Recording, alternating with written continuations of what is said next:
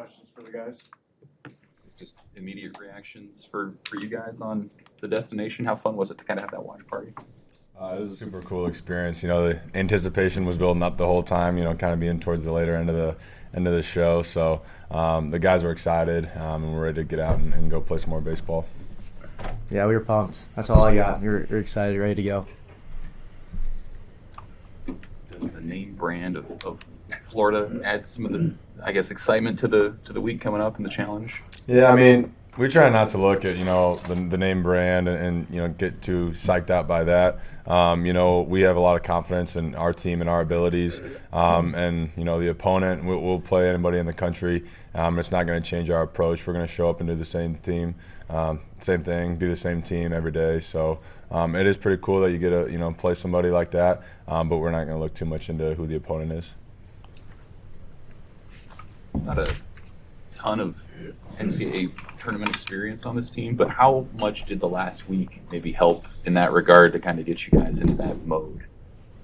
Yeah, it goes to show that we can turn it on. We can play with anyone. So you see that Indiana's in it. They're a regional caliber team, and we competed against them and did totally fine. So we're just pumped for the opportunity to be played in the tournament, and we're excited.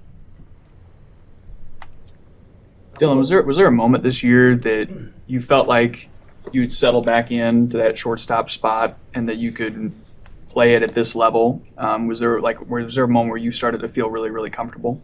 Yeah, a lot of the guys, continue to, put trust in me and gives me confidence to go out there every day and compete my butt off with the guys. So, guy like Christo, Josh Carey, continues to remind me, like, hey, you're here for a reason. Just continue to be you, and we trust you as long as you trust us. And that's the thing. We just continue to use the word trust because all of us trust each other at the end of the day. That's all that matters. And then I guess kind of along those same lines, you had a lot of really tough defensive plays made throughout the course of this last week and yesterday. And what do you think of what Josh Overbeek's been able to do at third and Rhett Stokes at second base?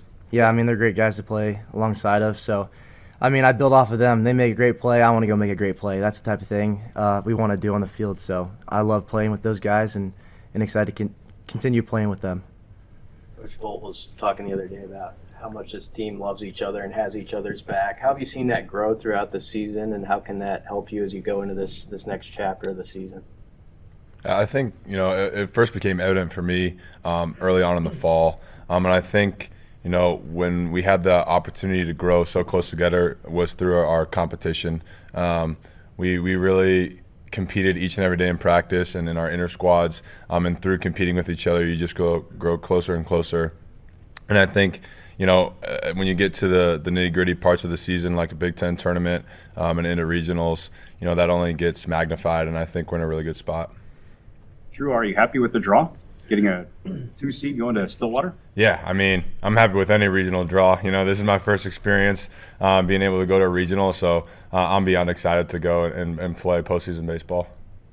There's been a lot of talk about kind of the evolution of Josh Carey over the last year or so and how he's sort of switched.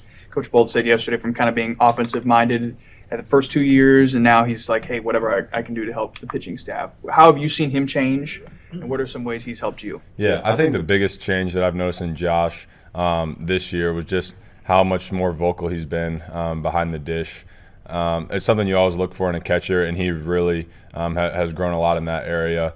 If you execute a pitch or if you don't execute a pitch, he's letting you know from behind the plate and coming out, making mound visits and encouraging you to whether get you through an inning or to get you through a game. And so he's really stepped up and became a really strong voice as a leader from behind the dish, which is a really great trait to have in a catcher.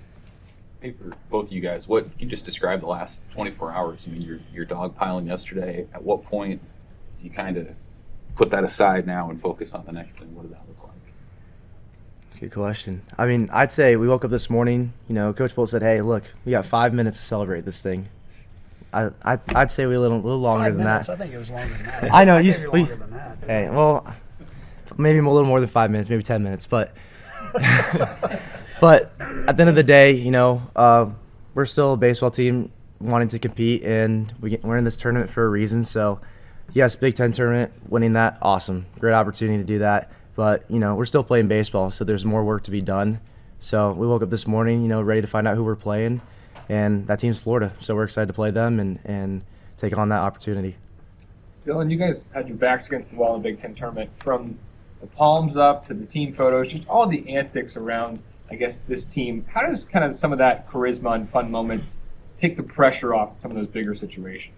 Yeah, I mean, that's a good question. I think the greatest thing about this game is it is a game, so we're able to enjoy it. You can't put too much pressure on the situations when we're out there, so being able to go like, hey, look, we're playing a kids game, and we get to do it at this level, so that kind of takes the pressure off our shoulders and allows us to play free. Drew, looking back at the pitching performance over the course of the Big Ten tournament, how was Will, yourself, and then Brockett yesterday? How were you guys able to, I guess, max out in some of the biggest games of your careers? Yeah, I think it just goes following the lead of the guy who takes the ball before you. Brockett started off the tournament. We thought we pitched pretty well, and during that game, some balls went their way. Ball finds a line or execute a pitch, and they put a barrel on it, and so. Just moved on to the next game, and Sears, McConaughey, lights out like they have been all year, and then Will taking that ball and doing his thing like he does in Omaha and during the Big Ten tournament. So I hate to say I expected it, but it's Will Walsh in the Big Ten tournament. So nine innings was right up his alley, and then you just keep on building that. You see guys do that, and you want to step up and do your job for the team, and so it's very a team effort.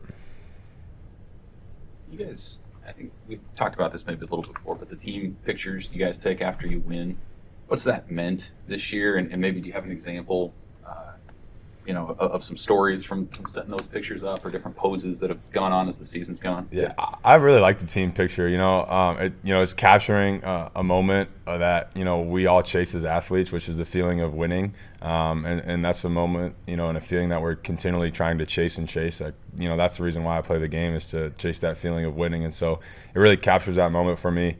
I love looking back at them because when you're looking at the camera, you can't see everybody else. So you get back and go on Instagram or whatever and see the team picture, and I'm scrolling in, I'm trying to see the funny pictures, and you see a couple of our GA coaches, Caleb Feakin, and then Connor Barons, one of our other baseball op guys. They usually have a little dynamic duo going around, and they have a little theme for each picture. So I like seeing what they like to do.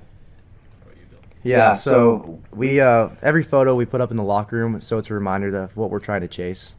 So if you go over in our locker room, there's a photo, let's see how many wins we got, like 38 wins. So we have all 38 photos from this year, and we continue to, was it 39? I don't know. Anyways, we get to see those every day. And walking, we're like, hey, we're chasing that feeling every single day, like Christo said. So that's really cool to see. Other than yesterday's, do you have a favorite one other than that? My Brockett no-hitter one is probably my favorite. I think everybody in the picture is pointing at Brockett, and so that was a pretty cool moment. Same here. Dylan, going back to today, just describe what it was like seeing your guys' name pop up on the screen when they announced it during the selection show. Yeah, we were excited for sure. There was a little bit of build-up because we were a later team to be selected. So it was awesome. All the guys jumped up, clapped. We're ready to go. So we're excited for the opportunity and ready to get to work. Do you guys know what your next couple days have in store? Is that a Coach Bolt question? Maybe? No, yeah, we know the plan. Coach is giving us a rundown. So, today, off day from a team perspective, but individually, everybody will still be getting in the facilities, getting their work done, getting in the weight room, working out with Bryce. And then tomorrow, back on practice, guys will do their bullpens or live ABs as necessary. And then we're looking to get a practice in before we hit the road on Wednesday.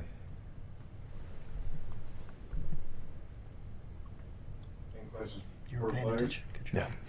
Yeah. Thanks, guys. Good? All right, we're good. Yeah, I think so, right? We're good? Yeah. We're good. Thank you. Thanks, guys. Now I can sit in the middle. You want to sit in the middle? It's all you. Thanks.